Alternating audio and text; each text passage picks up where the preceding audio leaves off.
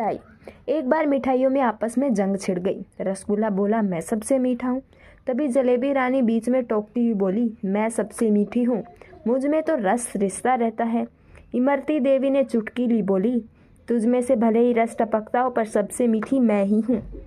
लड्डू गोपाल जी कहाँ चुप बैठने वाले थे, बोले, हटो पीछे, भगवान के हाथ में मैं रहता हूँ, गणेश जी का प्रिय मिष्ठान हूँ, अंत में चौधरी हुआ। हलवा बोला, भले ही तुम भगवान के हाथ में रहते हो पर भगवान को भोग तो मेरा ही लगता है। लड़ाई बढ़ती गई।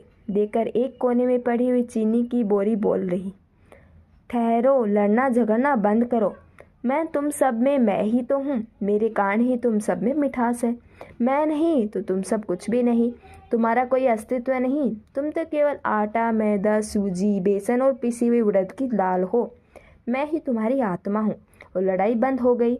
हम आप भी आपस में यूं ही लड़ते रहते हैं, कोई अपने पैरों की ओर, कोई अपने पद प्रतिष्ठा की धूस जमाता रहता है।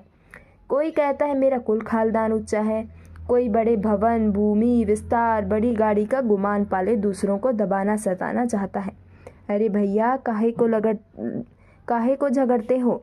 क्षण भर माटी के शरीर पर। याद रखें, मालिक को सब बर्दाश्त है पर किसी की अकड़, अभिमान बर्दाश्त नहीं।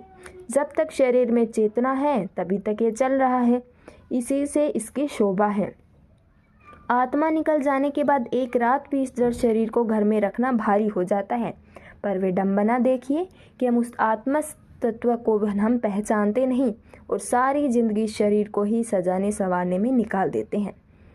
शिक्षा जिस्म और रूह का अजब है।